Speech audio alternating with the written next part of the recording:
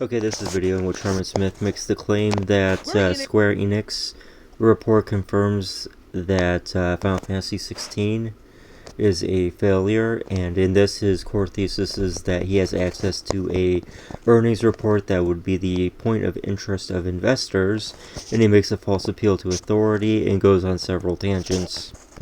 Revealed that their financial report a while back, and almost immediately, everyone who was trying to pretend that Final Fantasy 16 actually did well, that it was actually a success, that people like me were just being hyperbolic and were just exaggerated. What he does here is he alludes to a report that may or may not exist. He never references the report or any data from it, but he just uses it as a false appeal to authority to leverage that a source outside of himself says something that nobody can verify because he's just making stuff up. We're forced to face the music and forced to admit that this game was not only a bomb, but this is What he's saying here by being forced to do things and forced to do whatever is that he's enforcing a straw man argument where he's basically saying that it's an urgency scam. He's saying that you must believe this, you must do that, you must do that based on the authority that he's presenting, but it's non-existent because it's a straw man he created to beat on. It's essentially just bullshit. is a product that will likely destroy the Final Fantasy brand and, by extension, Square Enix. This is a slippery slope fallacy. He's alleging that the business is going to go under bankrupt and the apocalypse is upon Square Enix if they don't operate according to his designs, which of course is an egocentric and narcissistic standpoint. I think that would sum it up in a nutshell. Itself, because people did not want to admit the fact that Square Enix has already had $100 million bomb this year with Forspoken, and Now he's attempting to speak on behalf of others without authority, as if he's the king of everyone in the universe, which is extremely narcissistic. with Final Fantasy 16, the product that they assured their shareholders would turn their ship around and fix everything, with that bombing as well, Square Enix is in a very He has no idea what Square Enix assured the shareholders of. The fact that he's just making stuff up illustrates his mendacity succinctly because he's basically speaking on behalf of the shareholders when he's more than likely not a shareholder in Square Enix. Has no conversations with them, so therefore he's only left with one option, and that's just to fabricate conversations. precarious position. These were not small projects. These games bombing the way they did would end the company if Grand Theft Auto 6 bombed, right? Like, what would Rockstar fall back on? He's talking about specific values of money and the project bombing, which would mean that the project pulled in less than it cost to make.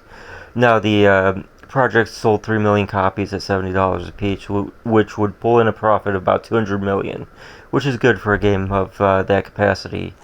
If the game cost $200 million to make and $200 million to gain back, then that would be a break-even scenario, which is not a bomb, nor is it a profit loss. So therefore, his scale and values is drastically off, probably in the promulgation of another slippery slope fallacy. If nobody was buying the microtransactions, if no one was buying the games, like, what exactly would keep Rockstar's lights on, right? GTA 5 isn't going to be played forever, right? That game is old and busted. Grand Theft Auto 6, bombing in this. This is another straw man. He's alleging a slippery slope fallacy as well as bringing a red herring. In this instance, Grand Theft Auto. He's stressing the importance of if things don't go his way, they will ultimately fail and end in bankruptcy, which of course is apocalyptic scenario common with slippery slopes. Fantasy was held to the gold standard of gamers for being the most cutting edge when it came to RPG visuals, to music, to gameplay. Like, it was.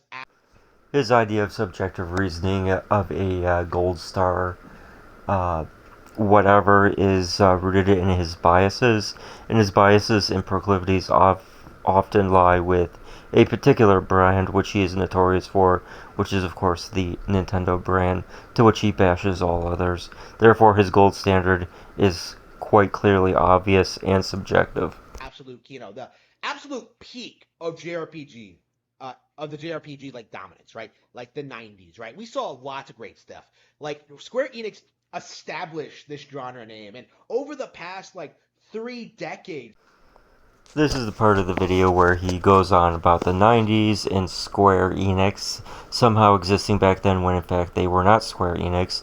They were Squaresoft at the time, and they were managed and ran by a completely different group of people that had different ideals and values than the current set of people running the company today.